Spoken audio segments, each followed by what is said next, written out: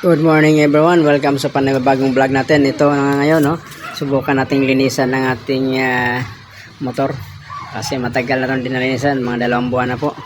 Okay po, so anong ginagawa po natin dyan ay naghanda po tayo ng sabon at of course ang ating tubig. Kailangan po yan, okay, kinukuskus po natin yan kasi naputik po yan lumulusong po yan sa tubigan, kaya po inayos po natin, binabrush po natin kasi kung basahan lang hindi matatanggal, no?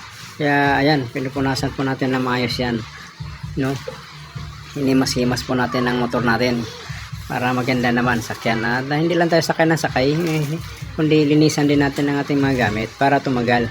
Itong motor na to mga kaibigan ay umabot na po yan to sa 10 taon po, no?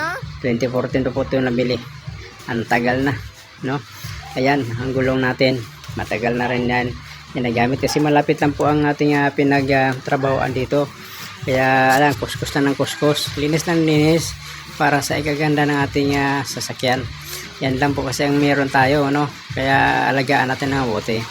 Yan po, inikot-ikot ko lang po yung gulong para masabunan na ayos at matanggal yung mga dumi, mga putik, no?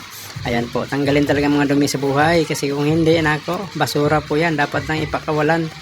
Wag po tayo mag-ipon ng mga basura sa buhay katulad yan, no? Tanggalin po natin yan. Ayan, sasabunan po natin, linisan po natin yan para sa ganon maganda ang magiging resulta. Ayan po, binanlawan na po natin pagkatapos natin kuskusin po. Ayan, susubukan po natin ngayon na punasan, no, para maganda.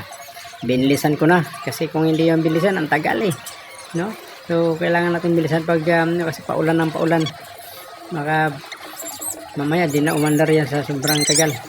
Yan, kinukuskus po natin pati yung kanyang harapan, no, para magandang tingnan din po kahit paano. Kahit luma na siya, alagaan lang din kasi kung di mo alagaan isang bagay talagang alis yan sa'yo, di ba? Hugot lang, no?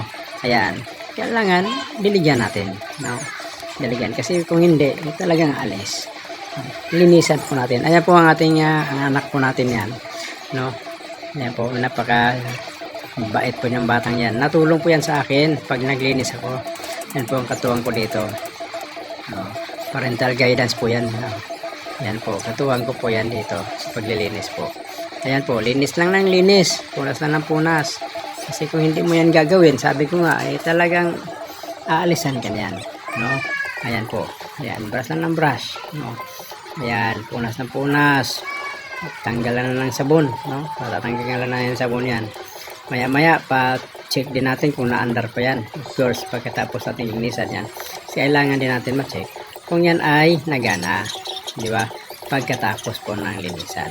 Okay, so titingnan po natin kung yan po ay maayos ng pagkalinis, no? Binilisan ko po yan para kasi paulan na, malapit na umulan, no? Malapit na umulan. Ayan, susubukan na natin.